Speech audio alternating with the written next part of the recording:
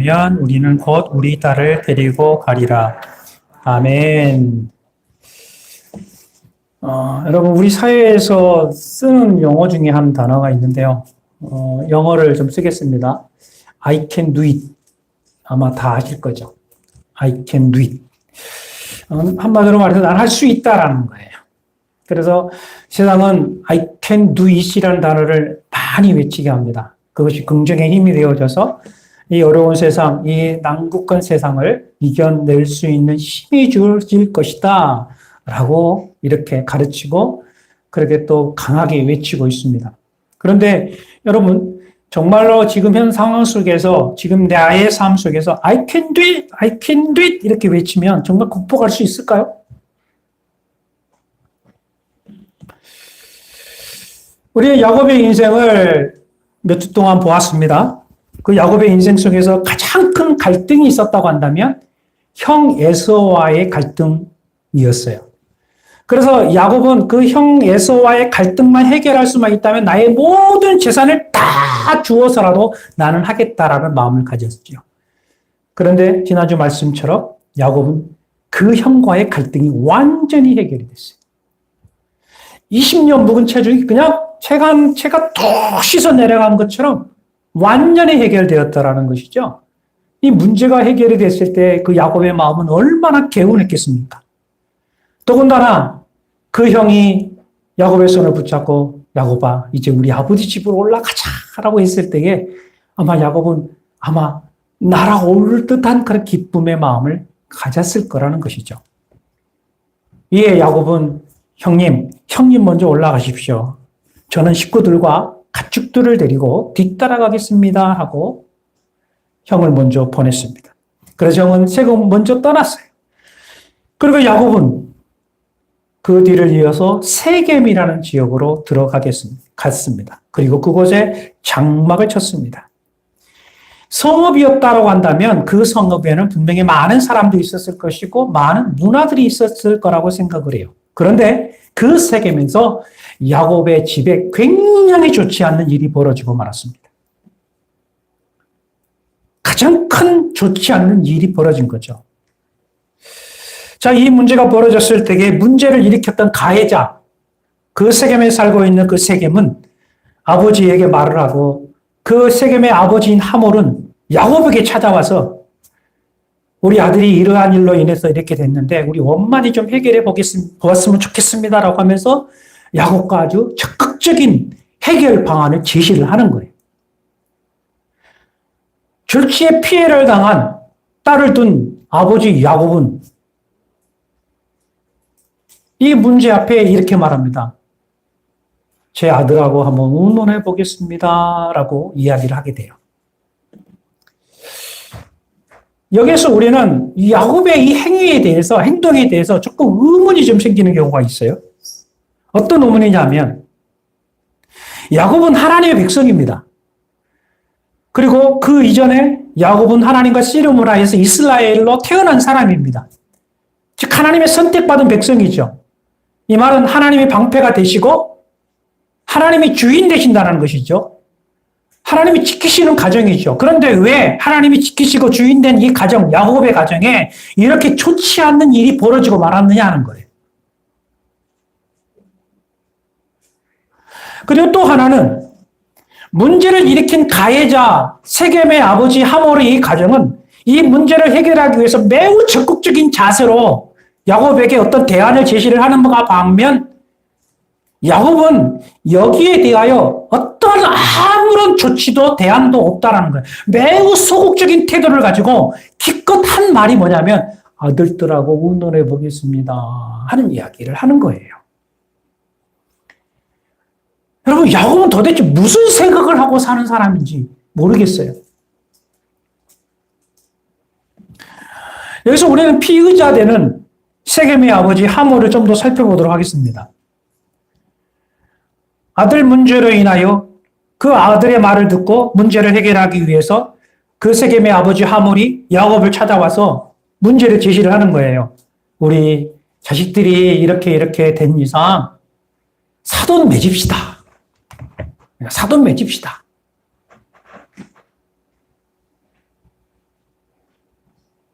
어떤 준비를 해오라면 저희들이 다 준비를 하겠습니다.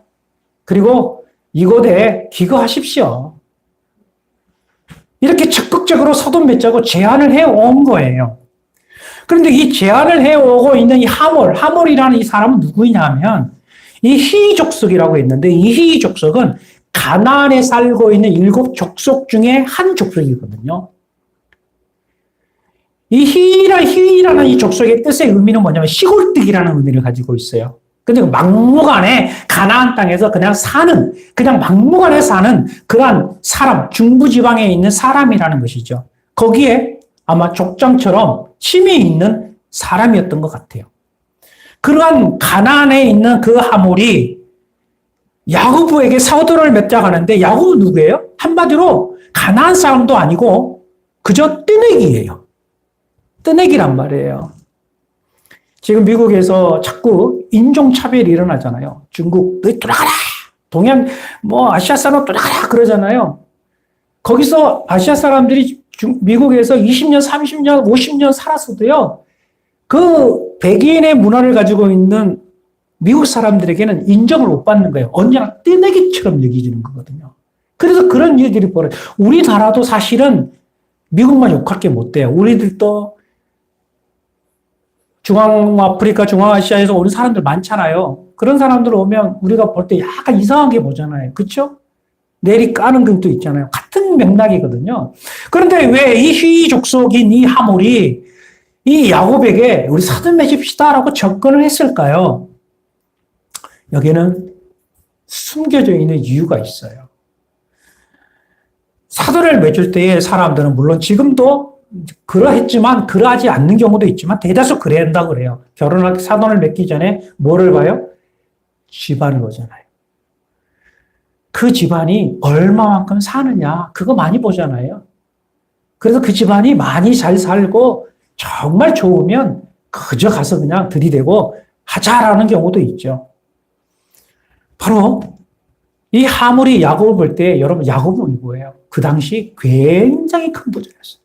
하나님이 복 주셔서 남종과 여종과 수많은 가축대를 이렇게 끌고 온 나그네 사람이었어요. 큰 부자였다는 거죠. 그것을 볼 때에 그 수많은 재산, 수많은 가축들을 보니까 뭔 생각이 들었겠어요? 야, 잘만하면 저거 거저 얻어먹겠다. 그 생각 들지 않았겠어요? 그래서 결국은 자기 이익을 위해서 접근을 한 거죠. 그래서 사돈 맺자 하는 거예요. 왜? 손해하지 않잖아요. 손해하지 않아요. 이렇게 말을 했을 때 야곱은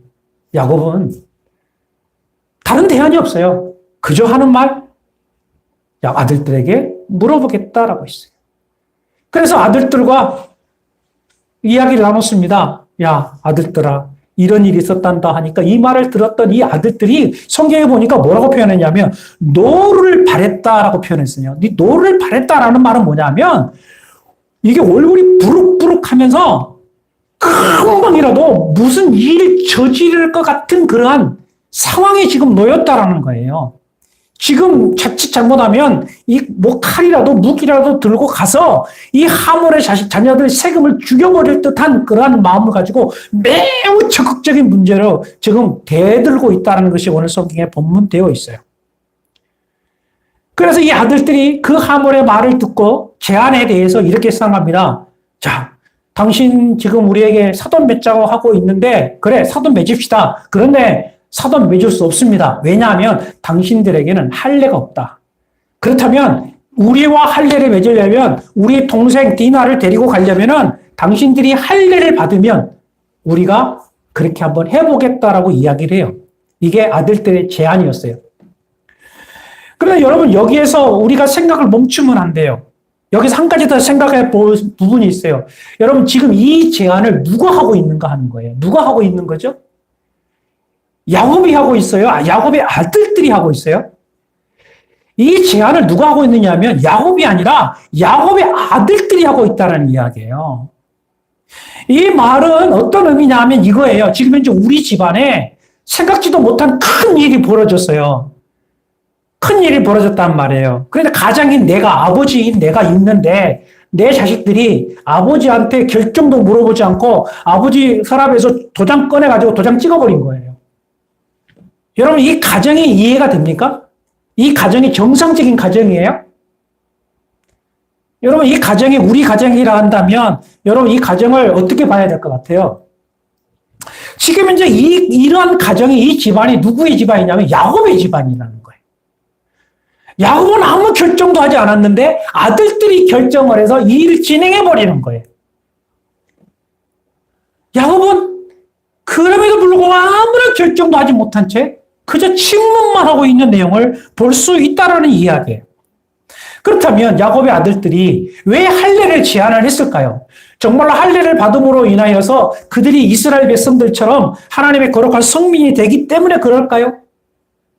야곱의 아들들에게는 속마음이 있었던 거죠. 그 속마음은 할례를 온 마을 사람들이 할례를 행할 때에 남자들이 힘을 상실하고 있는 그 3일째 되던 날에 그들을 다 죽여버리겠다는 생각을 가진 거예요.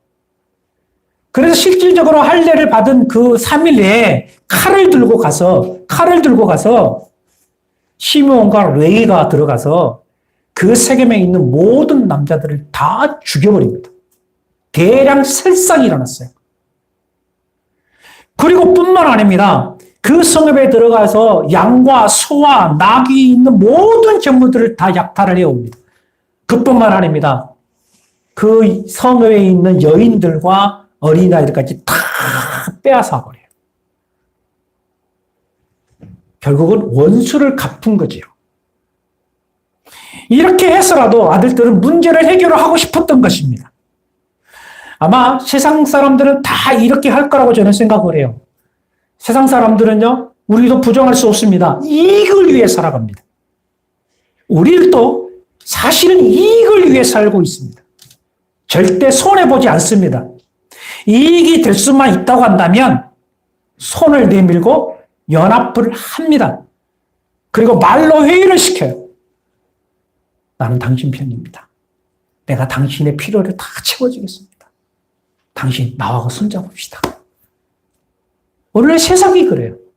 이 모습이 세상적인 거예요. 또는 이거예요. 원수만 갚을 수만 있다면 일단 머리 숙이고 들어가요. 그리고 기회만 있으면 원수 갚을 시간만 보는 거예요. 그리고 기회가 되면 원수를 과감하게 갚습니다. 무조건 저지르는 거예요. 생각하지 않습니다. 그저 속에 있는 울분을 토해내버리는 거죠. 결국 이러한 행동 뒤에 결과는 뭡니까? 더 큰 문제가 일어나는 거예요. 사람이 힘든 대로 거두게 되는 거죠. 이것을 설명하는 거예요. 그런데 이 상황 속에서도 야곱은 침묵하고 있었다는 것. 여러분, 이 침묵 속에 우리가 배워야 될 교훈은 무엇인가? 왜 성경은 이 야곱의 침묵을 이렇게 상세하게 기록해 놓고 있는가에 대하여 우리는 고민하지 않으면 안 된다는 거예요. 먼저 그렇다면 하나님의 사람인 야곱의 집에 이와 같은 일이 일어난 이유가 뭘까요? 왜 갑자기 이러한 일이 일어났을까요? 그 원인이 무엇일까요? 여러분, 우리가 잘 알대로 야곱은 하나님과 더불어 씨름을 했고 그 결과로 이스라엘이 됐던 사람이지 않습니까? 하나님의 백성이에요. 하나님의 보호가 있는 민족이에요. 그런데 문제가 있었다는 거예요. 그런데 왜 이 문제가 생겼느냐? 왜 하나님의 사람인 야곱의 집에 이와 같은 문제가 생겼느냐? 그 이유가 있다는 거예요. 그럼 문제에는 반드시 이유가 있어요. 그 문제를 보면 여러분 33장 보세요. 성경 33장 18절 말씀 바로 앞장이죠. 33장 18절 같이 읽습니다. 시작.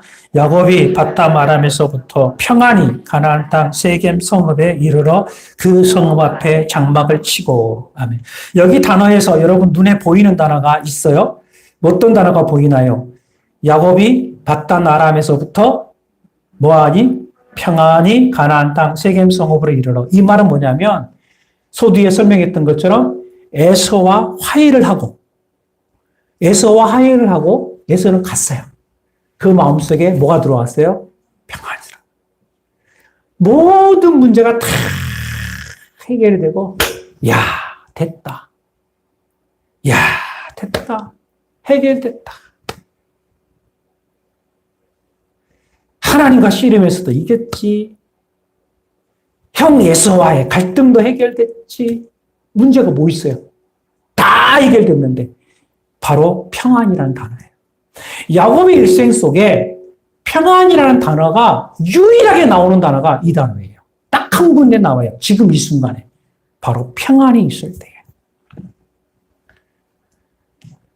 그 평안함이 있을 때에 그들은 이제 웃으면서 노래를 부르면서 가자. 어디로? 세겜을 향하여 가는 거예요. 여기에서 세겜에 들어갔는데 거기서 어떻게 했더라 했더니 세겜에 장막을 쳤더라라는 단어예요. 장막을 쳤다라는 말은 거기서 머물었더라. 하루 이틀 머무는 게 아니에요. 기간은 알 수 없으나 많은 일정 동안 그 세겜에 장막을 치면서 머무는 거예요. 거기에서 디나는 자기도 모르게 문화 속으로 들어가는 거죠. 여러분, 이 모습 속에서 떠오르는 사람이 한 사람 있을 거예요. 누가 떠오를까요? 롯이 떠오르지 않습니까? 야곱과 헤어져서, 아브라함과 헤어져서 이 롯이 어디로 갑니까? 소알장, 소돔이 있는 곳으로 가죠. 소돔으로 가다가 어디까지 들어가요? 알고 보니까 소돔 성 안까지 들어가요. 소돔 성 안까지 들어가요. 그 맥락과 같은 내용이에요, 지금. 야곱의 위기는 어디서 시작되느냐? 바로 여기에서 시작된 거예요. 평안할 때에 시작이 된 거예요. 안일하게 생각했을 때에 바로 문제가 시작된 거예요. 개구리가 찬물이 있을 때는 몰랐는데 갈수록 뜨겁게 뜨겁다가 결국은 자기가 죽어버린 것처럼 바로 야곱의 가정에 이런 위기가 닥쳐온 것이라는 거예요. 평안할 때에 자기가 가야 될 곳이 어디예요? 할아버지 아브라함이 있는 곳, 아버지 이삭이 있는 땅으로 가야 되잖아요. 하나님이 언약하신 그 땅으로 가야 되잖아요. 그곳에 가야 되는데 지금 현재 내가 평안하다 보니까 그거를 잊어버린 거예요. 망각해버린 거예요. 그저 장막치고 하루하루 보내다 보니까 이 엄청난 위기가 그 가정에 찾아올 것이었습니다. 야곱은 사람입니다. 아버지였기 때문에 분명히 엄청난 일로 인하여 충격을 받았을 것입니다. 야곱이 충격받지 않았을까요? 저는 그렇게 생각하지 않습니다. 나도 아버지이고 모든 아버지라고 한다면 집안에 그런 일이 생기면 충격받지 않을 아버지는 없겠죠. 아들들이 화를 내고 아들들이 분을 내고 자신의 방법대로 일을 저질 정도였다고 한다면 아마 야곱 역시도 속에서 부글부글 했을 거라고 저는 생각을 해요. 만약에 야곱이 아들들과 함께 아들이 했던 것처럼 했다고 한다면 어떻게 됐을까요? 아마 야곱은 더 큰 위기를 아마 경험하지 않았을까 하는 생각을 해보는 거예요. 그렇다면 여러분, 왜 야곱이 그렇게 침묵하고 아무런 행동도 하지 않고 소극적으로 지금 이 상황을 지금 가지고 갈 수 있을까? 우리가 야곱의 속마음을 한번 살펴볼 필요가 있어요. 이 야곱의 속마음을 우리가 가장 잘 알 수 있는 게 뭐냐면 여러분 아브라함의 마음이에요. 아브라함이 100세 때 아들 이삭을 낳았죠. 하나님께서 아브라함에게 네 아들을 모리아산에 바치라고 했어요. 바치라고 말을 했을 때에 성경 본문에 보면 창세기 23장 3절에 보면 아침에 아브라함의 아침 일찍 일어나라고 기록해놨어요. 아침에 일찍 일어나 나귀의 안장을 지우고 번제에 쓸 나무를 팼다라고 기록을 해놓고 있어요. 여러분 아브라함이 왜 일찍 일어났을까요? 아브라함이 왜 일찍 일어났을까요? 아들 이삭을 저 모리아산에 데리고 가서 번제로 드리라고 했는데 그 말을 들은 아브라함이 아침에 일찍 일어났다고 그랬거든요. 왜 일어났을까요? 여러분 아브라함이 순종의 사람이니까 그렇죠? 믿음의 사람이니까 일찍 일어나서 하나님 내 아들 바치겠습니다. 여러분 그 의미일까요? 여러분 그렇다고 한다면 이 아브라함은 우리와 틀린 사람이에요. 아침에 일찍 일어났다는 의미는 이거예요. 간밤에 하나님으로부터 아들 이삭을 바쳐라고 했을 때에 그 말을 들은 아브라함은 잠은 한숨 자지를 못했어요. 아이가 내일 소풍 간다고 하면, 아빠와 함께 소풍 간다고 한다면 잠을 이루지 못한 것처럼 긴장된 상태예요. 즉, 아들을 바치라는 그 메시지의 아버지는요, 잠을 이룰 수 없는 거예요. 그래서 그는 뜬 눈으로 밤을 지새워서 아침에 일어나는 표현이에요. 그렇다면 이 말이, 목사님 생각이지요? 아니요. 그 다음 구절이에요.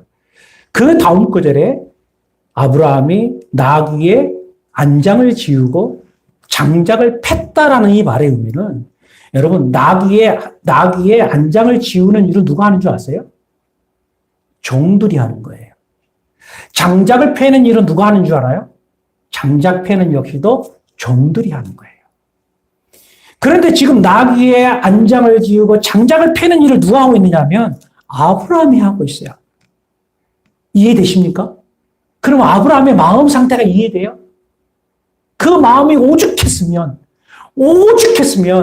자기가 직접 나귀의 안장도 지우고 그것도 안 되니까 장작 갖다 놓고 그냥 패는 거예요. 성경이 이 부분을 기록하고 있는 내용은 어떤 의미냐면 바로 이거예요. 아브라함의 갈등을 이야기하고 있는 거예요.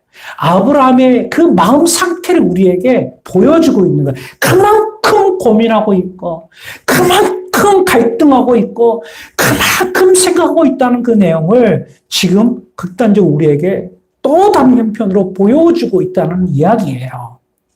그렇다면 여러분 오늘 본문 34장에서도 보면 야곱이 이해할 수 없는 행동을 하잖아요. 소극적인 태도로 아무런 말도 하지 않고 행동도 하지 않고 있는 이 모습은 뭐냐면 이 야곱 안에도 엄청난 갈등이 있다는 이야기예요.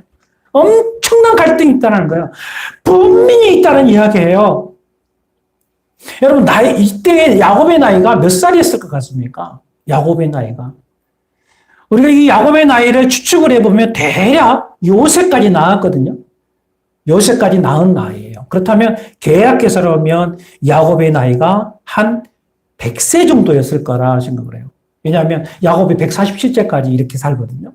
그럼 100세 정도의 나이였을 거라고 생각한다면 지금 현재 살고 있는 우리 시대의 나이면 어느 정도냐면 50대 중반 아니면 60대예요. 50대 중반 아니면 60대예요. 여러분 지금 우리 사이에 50대 중반 정도 되면 어떤 고민들을 합니까? 30년, 40년 동안 회사 직장 다니는 사람이라고 한다면 어떤 생각을 해요? 회사에서 계속해서 압력 집어넣죠. 뭐예요? 빨리 나가라. 빨리 나가라. 압력을 집어넣는 거예요. 그러면 이 압력을 받았을 때 그 중년의 마음은 어떤 생각을 할까요? 에이, 까짓 거 내리치자. 과감하게 새벽 탁. 그럼 그런 배짱 가지고 행동한 사람도 있나요? 그런 일이 있을까요? 갑자기 여러분들에게 해고 통지가 온다든지 지금 일을 그만두러 간다면 여러분 어떤 생각이 들을까요? 20대, 30대라고 한다면 저는 생각이 다르다고 생각해요. 20대, 30이면 그냥 뭐든지 괜히 뭐 아들처럼 아씨가 이거 안 되면 저거 하면 되고 욱쿡 저지르잖아요. 이거 안 되면 저거 이거 되면 저거 되고. 그래서 아버지들은 자식들에게 이거 해봐라 저렇게 해봐라 그러잖아요. 그리고 막상 아버지는 어때요? 막상 50대 60대는 갈등되는 거예요. 갈등되는 거예요. 야곱이 그 갈등을 하고 있는 거예요. 왜 이런 일이 벌어졌을까? 왜 이런 일이 벌어졌을까? 왜 우리 가정에 이런 일이 벌어졌을까? 왜 우리 가정에 이렇게 치욕스러운 일이 벌어졌을까? 내가 뭘 잘못했을까? 내가 어떤 실수를 했을까? 야곱은 계속해서 고민하고 갈등하고 있는 것이 오늘 성경의 내용이에요.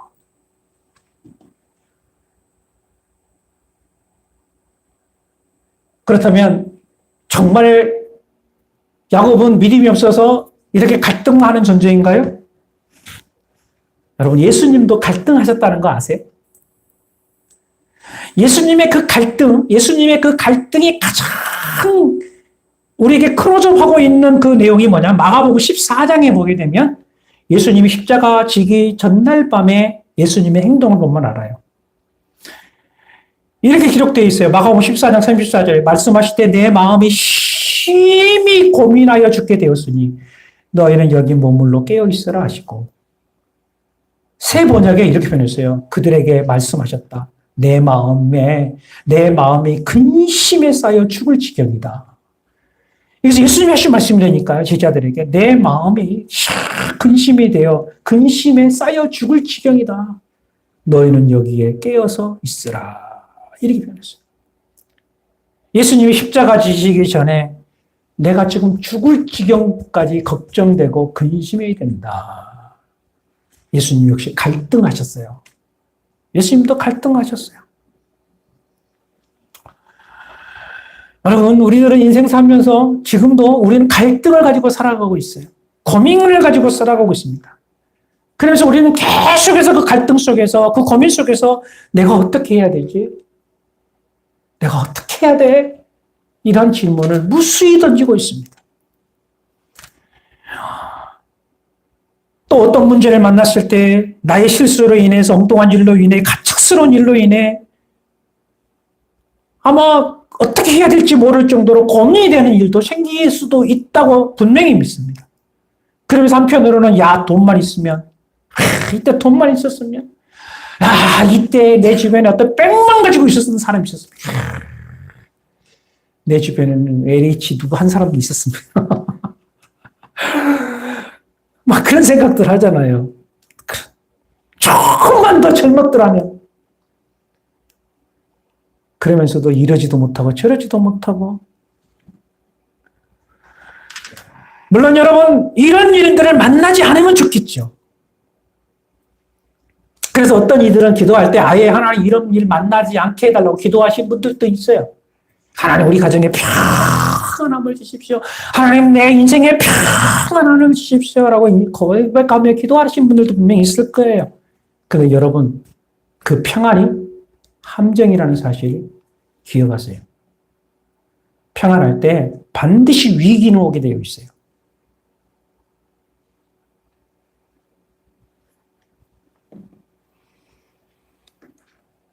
여러분, 지금 현재 이 고민이 사실 우리가 하는 고민이요, 우리가 가는 인생길입니다.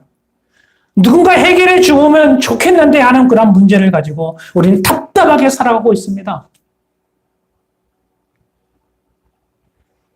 어렸을 때 몰랐는데 청년이 되는 순간부터 내가 장래 뭐가 될 것인가, 어느 대학 가야 될지, 무슨 과를 지원해야 될지, 내가 직장 생활을 할 것인가, 사업을 할 것인가, 유학을 갈 것인가, 결혼을 해야 되는데 결혼해야 될 것인가 말아야 될 것인가, 결혼하게 되면 이 집을 어떻게 구해야 될 것인가,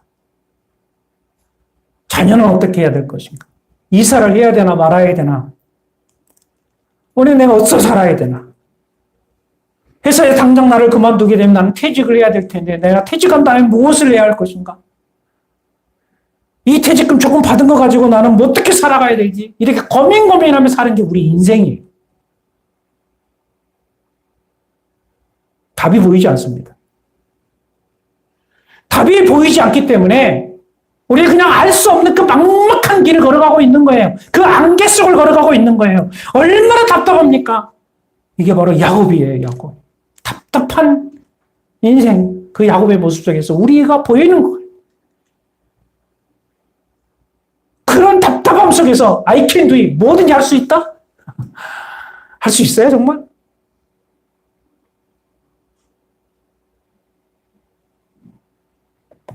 이런 답답함 속에 있는 야곱에게 유일하게 필요한 게 뭘까요? 그 유일하게 필요한 것은 요한복음 14장 6절 말씀. 예수께서 이르시되 내가 곧 길이요 진리요 생명이니 나로 말미암지 않고는 아버지께로 올 자가 없느니라. 아멘. 막막하고 그 답답한 인생길을 걸어가는 우리들에게 주님 말씀하시고 내가 바로 길이다. 내가 길이다. 내가 진리다. 내가 생명이다. 내가 해답이다. 지금 우리 예수님은 야곱에게 말씀하고 있는 거예요. 야곱아, 야곱아, 내가 옆에 있지 않니? 야곱아, 내가 옆에 있지 않니? 내가 너의 길이 되어줄게. 내가 너와 함께 해줄게. 내가 너와 함께 하고 있단다. 지금 예수님 계속해서 지금 사인을 주고 있는 거예요. 찾아오셔서 씨름하자 하셨던 그 하나님께서 너의 조부 아브라함의 하나님, 너희 아비 이삭의 하나님인 것처럼 내가 야곱 너의 하나님이 되어줄게. 그렇게 예수님 지금 말씀하고 있다는 이야기입니다. 그러면 더 나아갑니다. 너가 있어야 될 곳은 세겜이 아니야. 너가 있어야 될 곳은 이 땅 세겜이 아니야. 너가 있어야 될 곳은 너와 네 할아버지와 네 아비와 언약했던 가나안 땅이야. 이제 올라가렴이라고 하면서 하나님이 말씀하고 있다는 이야기입니다. 사랑하는 성도 여러분, 우리 곁에 주님 계심을 믿습니다. 주님이 부활하신 이유가 무엇인가? 우리는 부활자라면 예수 부활하셨습니다. 할렐루야. 여러분 막연한 게 아니에요. 야곱처럼 답답한 인생길을 걸어가는 그 인생들에게 부활하신 예수 그리스도께서 내가 길이다, 진리다, 생명이다. 이 말씀하시기 위하여 모든 사망 권세 깨뜨리시고 우리 주 예수 그리스도께서 부활하신 것입니다. 그래서 그 부활하신 예수 그리스도께서 이렇게 말씀하시는 거예요. 그러므로 너희가 나를 믿는다면 나에게 너희의 인생길을 맡겨보라라는 거예요. 이제는 나에게 맡겨보라는 거예요. I can do it. 이 말은 내가 할 수 있는 게 아니에요. 나는 할 수 없어요. 그러나 I can do it because of Jesus. 이 말은 뭐예요? 예수 그리스도로 말미암아 나는 할 수 있다는 이야기예요. 아멘. 우리는 예수가 있어야만이 가능한 존재. 예수가 나를 가능하게 만드는 거예요. 예수 그리스도가 유일한 해결이기 때문에 그렇습니다. 저는 부활하신 예수 그리스도가 고민하고 갈등하는 여러분 모두에게 길이 되시기를 축복합니다. 오늘도 역시 고민하고 번민하는 우리들에게 길 되셔서 내 손 붙잡고 내 손 꼭 붙잡고 나 따라오렴. 그러한 주님의 따스한 손길을 여러분들이 만지시는 귀한 오늘 부활절 예배가 되기를 축복합니다. 분명 부활하신 우리 주 예수 그리스도께서 저와 여러분 우리 열방교회를 손 꼭 붙잡고 이끌어 가실 줄로 믿습니다. 할렐루야. 우리 이 시간 기도합시다. 고민되지요. 갈등되지요. 이러지도 못하고 저러지도 못하고 어떻게 해야 될까요? 어떻게 해야 될까요? 아무런 결정도 하지 못하는 게 우리들입니다. 여러분 그렇다고 여러분 스스로를 탓하지 마십시오. 그것이 인생입니다. 이것만 기억하세요. 주님 곁에 계십니다. 주님 곁에 계십니다. 내가 곧 길이요 진리요 생명이니라. 여러분 주님 앞에 여러분 생을 한번 맡겨보지 않겠습니까? 주님께 맡겨보지 않겠습니까? 주님 내 손 꼭 붙잡고 가세요. 주님을 의지하지 않겠습니까? 이 시간 주 앞에 고백합시다. 걸어가신 하나님 아버지 하나님이 걸어간 사랑을 속에서 주님을 감당할 수 있는 하나님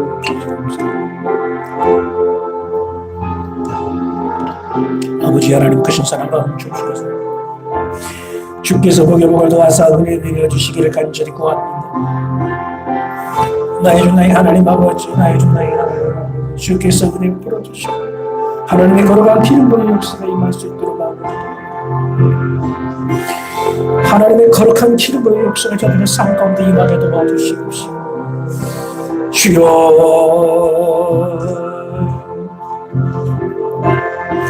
하나님의 이름으로 동거는 순환이가 될 수 있도록 주여 도와주시옵시고 우리 주 예수 그리스도 십자가 붙들고 주 앞에 서는 자가 되게 주여 하나님 앞에 가는 이름으로 우리 주님이 인전히 인도하여 주시고 하나님 오직 은혜를 베푸시고 사랑하는 아버지 하나님 우리가 야곱입니다. 이러지도 못하고 저러지도 못하고 어떤 결정도 내리지 못한 채 망설이고 방황하고 고민하며 사는 야곱과 같은 생을 살아가고 있습니다. 주여 우리를 불쌍히 여겨 주시옵소서. 주여 우리를 불쌍히 여겨 주옵소서. 주여 부활하신 주여 우리 손 꼭 붙잡아 주옵소서. 우리 손 꼭 붙잡고 가시옵소서. 주님 가신 그 길 따라가겠습니다. 주님 보여주신 그 길 따라가겠습니다. 주님 말씀하여 주신 그 길 따라가겠습니다. 언약을 부여잡고 말씀을 부여잡고 주님이 가신 그 길을 따라가겠습니다. 주여 우리와 함께하여 주시고 우리에게 믿음을 더하셔서 우리 모든 성도들 끝까지 붙잡아 주시어 하나님의 큰 복이 주어지는 자리까지 올라가는 사람들 되게 하옵소서. 우리에게 소망 되신 길이 되신 진리 되신 생명 되신 부활의 주님을 이제 많은 고민하는 이들에게 증거하는 삶을 살아가게 하시고 그들을 소개하는 삶을 살아가게 하여 주시옵소서. 예수 그리스도 이름으로 간절히 기도하옵나이다. 아멘. 우리 다 일어나서 부활의 주님 찬양합니다.